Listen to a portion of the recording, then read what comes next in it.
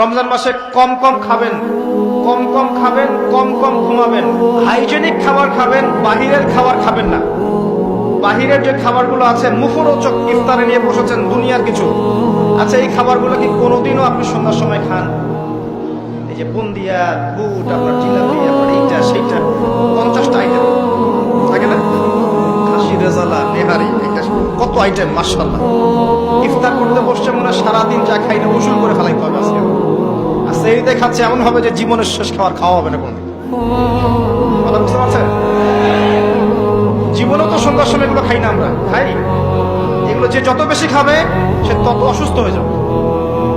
Normal খাবার খান, simple normal খাবার খান, বাইরের খাবার অ্যাভয়েড করেন, এগুলো আপনাকে অসুস্থ করে ফেলছে। ম্যানুফ্যাকচার্ড খাবার বেশি খাইতে চায় না।